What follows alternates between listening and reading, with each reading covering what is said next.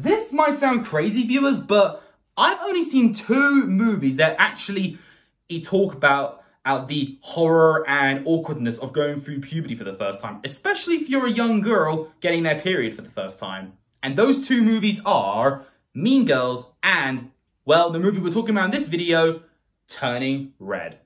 How's it going, viewers? Mr. Incredi-Brony's back, and he's rolling with the punches, baby. Welcome to a review video, and we're going to be talking about a Pixar movie. This is actually one of the more recent Pixar movies, and that was the first one of 2022. And as I said before, I would say Turning Red was the best animated movie of 2022. I don't care what y'all say. You can throw your bat at guys, your Guillermo del Toro's Pinocchio. I don't care. This is my channel. I have my opinions, all right? Animated movie of 2021, best one, My Opponent New Generation. 2022, well, Turning Red. And of course, 2023 so far is still the Super Mario Bros. Movie. I don't care what y'all say. Okay, this is my opinion. I haven't even seen Pixar's new film Elemental, and when I do watch it, which is coming out in July, I believe, I will do a tier list of all the Pixar movies. Trust me, I will. So I'm just trying to talk about ones that I want to talk about quickly so I don't have to talk about them too much in the actual tier list video. So let's talk about the first 2022 Pixar film, Turning Red. This film is very special to me, and surprisingly, you're probably wondering this is one of the weaker ones, right? No, people need to give this film more love, and in all honesty, I love this film. I really do. This is actually, in my opinion, Pixar at their best. That's how I would describe this movie in 5 words. Pixar at their best. Wait, was that 5 or 4 words? I don't care.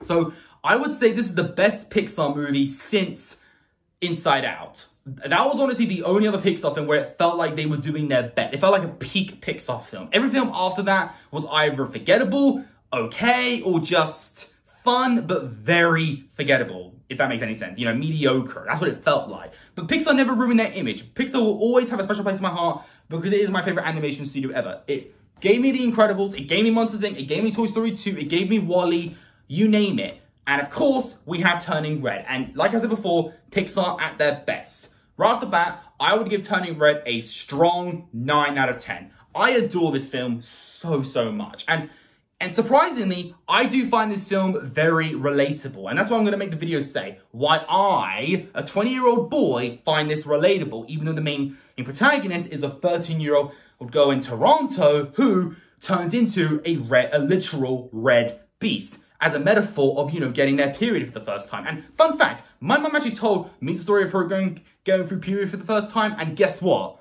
She was 11 years old and she thought she was dying. It's funny when you talk about it, but I do feel bad for her. She actually thought she was dying because, you know, red usually means danger. But no, in this film, red is the cutest thing ever. Just look at this. Look at this adorable red panda Funko Pop I got. Look at that. Just look at it.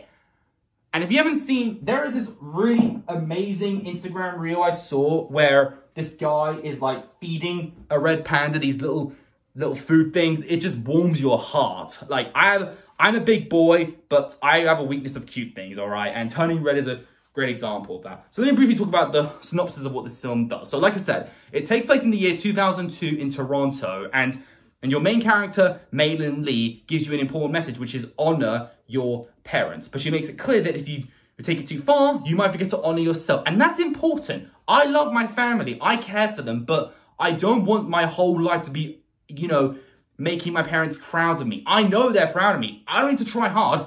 Do the best you can, viewers. And also, don't make your parents control your life. Be who you are. Look at this in the background. If Mei Mei's mother was my mother, she would probably get rid of 70% of these all these collections. She would probably get rid of most of these things on my shelf right now. I know for a fact. She's that overbearing and very protective. But you can understand that because you do learn later why she's like that, which is really nice. And we also get to meet Mei Mei's best friends in school, which is, of course, Miriam, Priya, and my personal favorite character of the movie, Abby. I don't care what y'all say. We stan Abby. She's the best character. We need a movie just with her in it. So, and of course, Mei Mei is the best in her class and is the smartest kid in the group. Some people find her kind of irritating, which I guess is understandable. I find Mei Mei quite charming. I think she's a really well-written character, and I really do care for her. And I was sad for her when she was, of course, you know, embarrassed by her mother when she was, you know, drawing pictures of Devon.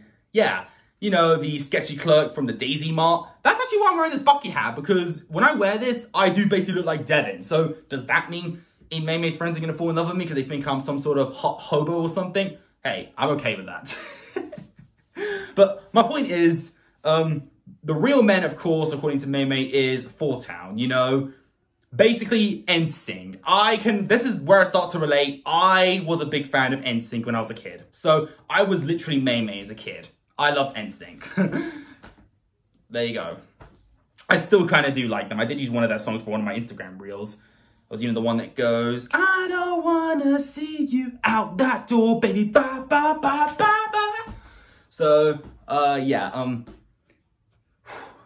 let me just say right off the bat, I adore the animation. Domi Shi, the director of this film, who was also the first woman to direct a feature-length Pixar movie, well, technically was Brave with Brenda Chapman, but that's a story for another day. I love her animation style. She started with the Pixar short Bow, and now we have this. I want her to make more Pixar shorts and even films. I just love her style, and you can tell this film feels like her childhood. It really does remind you as a kid that what weird stuff you did as a kid, and just how funny it was to how cooler you were back then, you know. And I remember when Mei Mei says in the movie that since she's 13, she's officially a grown-up. I remember saying out loud, I'm 19, Mei Mei, and I don't even want to feel like a grown-up. And you want to know why I know she's a grown-up? It's because she likes cleaning. When cleaning becomes fun, you're old. It's a fact, viewers. When you enjoy vacuuming the house, ironing clothes, and doing the dishwasher, that makes you an adult. And I do the dishwasher every day, so yeah, I'm an adult. That's the only reason to know that you're old, is if you find chores fun. And responsibilities in general, really.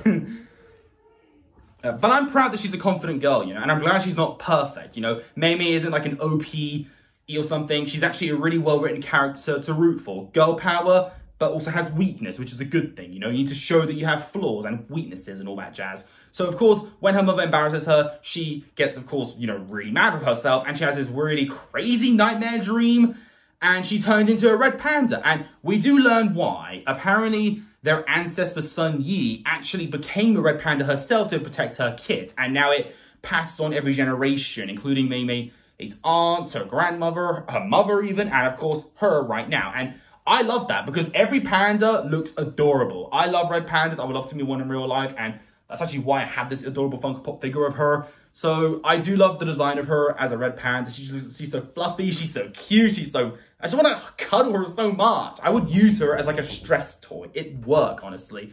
I just love, oh! I'm big those cookies. Yes, do you want one now? Yes, please. Okay. Sorry about this, viewers, just minor inconvenience. Yeah. Just one. Yeah, just take one. If you want another one, just come back later. Thanks. You take care of yourself. Let's continue on, viewers. Sorry about that. That was just my amazing cousin. But, like I was saying, what was I saying? Oh, yeah, so, I need to have a drink.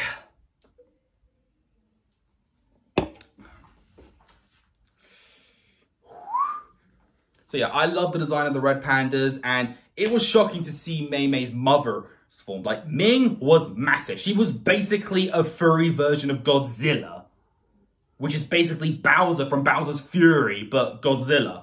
A furry. Everyone's becoming furries in 2022, viewers, and 2023.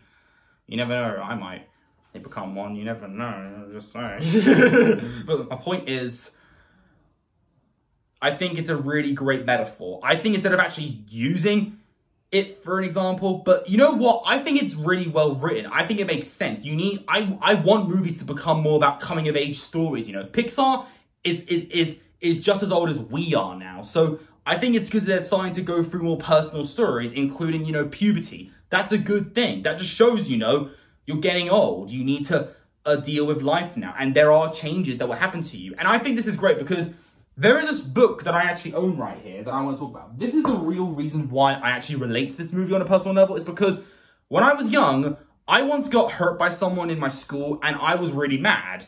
And I think I may have hurt them. But the thing is, it wasn't me that hurt them. It was my red beast inside of me.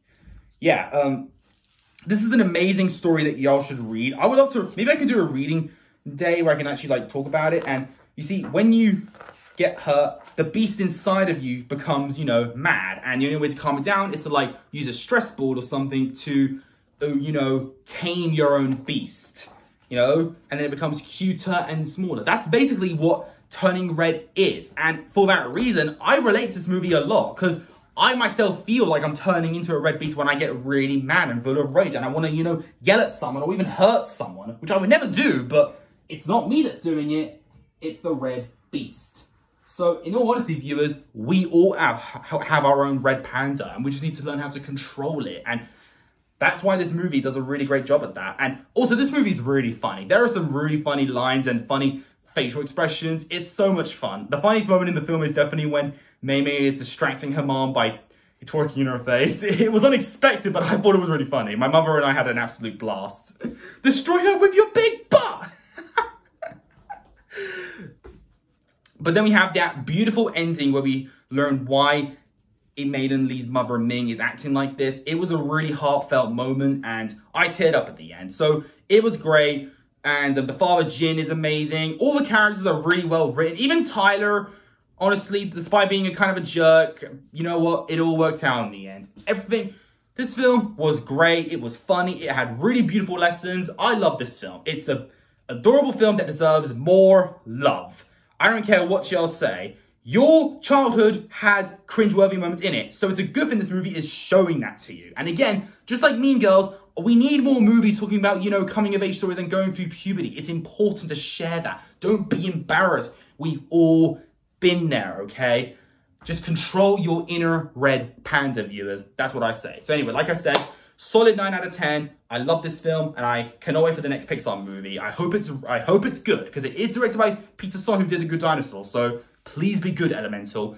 Either way, viewers, I love you and I shall see you all in the next video. If you enjoyed this particular video, leave a like on it. Don't forget to subscribe. If you're interested, follow me on Instagram, link down below. And until then, stay positive, keep calm, stay safe, be incredible. And as always, Brony on. Peace.